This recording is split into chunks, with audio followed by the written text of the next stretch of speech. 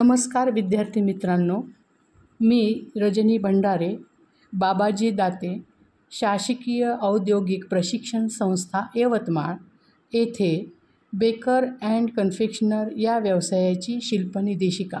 आज आपण पाहणार आहोत duties and responsibilities of baker and confectioner services personal. बेकरीमध्ये काम करणाऱ्या व्यक्तींची कर्तव्य व जबाबदारी कोणती आहे ती पाहणार आहोत आपण। बेकरी व्यवसाय सुरू करण्यासाठी विविध कर्मचाऱ्यांची आवश्यकता भासते।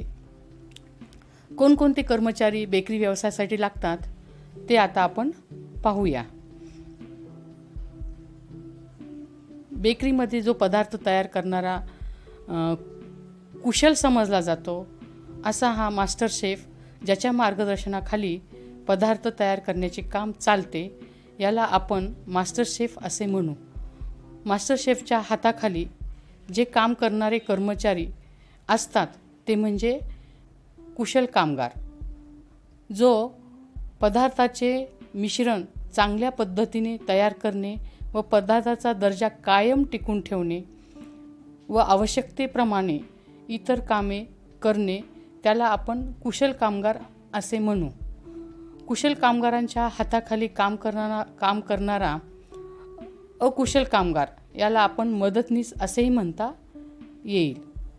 हा कामगार पदार्थाची ने-आण करणे तसेच मार्केटमध्ये कच्चा माल नेणे आणणे व इतर सर्व कामे करण्याकरिता अकुशल कामगारांची आवश्यकता असते। बेकरीच्या क्षमतेप्रमाणे कामगारांची संख्या ठरविता येते। असा अनुभव आहे की प्रत्येक कुशल कामगार सर्वच पदार्थ करण्याकरिता तेवढाच तरबेज नसतो।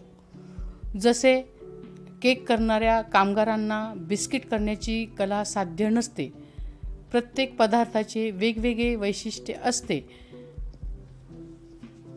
प्रत्येक पदार्थामध्ये मिसळणारे इतर घटक पदार्थ योग्य प्रमाणात मिसळणे आवश्यक असते। त्याकरिता निरनिराळ्या पदार्थ करण्याकरिता वेगवेगळ्या कुशल कामगारांची आवश्यकता असते। उदाहरणार्थ, केक तयार करणारा कुशल कामगार, बिस्किट तयार करणारा कुशल कामगार, केक डेकोरेशन करणारा कुशल कामगार व ब्रेड तयार करणारा कुशल कामगार। बेकरी व्यवसाय सुरू करण्यासाठी विविध कर्मचाऱ्यांची आवश्यकता भासते, हे आपण वरीलप्रमाणे पाहिले आहे। आता आपण पाहणार आहोत की या कर्मचाऱ्यांची कर्तव्य व जबाबदारी कोणती आहे ती पाहू। नंबर 1, बेकरीमध्ये स्वच्छता ठेवणे। नंबर 2, पेस्ट कंट्रोल करणे। म्हणजेच काय तर झुरळ व माशा होऊ नये म्हणून पेस्ट कंट्रोल करणे। फूड क्वालिटी मेंटेन ठेवणे।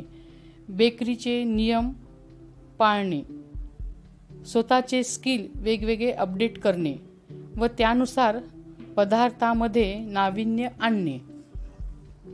अतिथी देवो भव असा भाव असणे, म्हणजेच खाणारा ग्राहक खुश झाला पाहिजे, यालाच आपण व्हॅल्यू फॉर मनी असे म्हणू। साधनसामुग्रीचा वापर काटकसरीने करणे। ओल्या व कोरड्या कचऱ्याची योग्य विल्हेवाट लावणे। सेल्फ एम्प्लॉयमेंट व उद्योजकता या अनुषंगाने बिझनेस कसा वाढवता येईल याचा विचार करणे, ही झाली कर्मचाऱ्यांची कर्तव्य व जबाबदारी, हे आपण पाहिलेले आहे। धन्यवाद।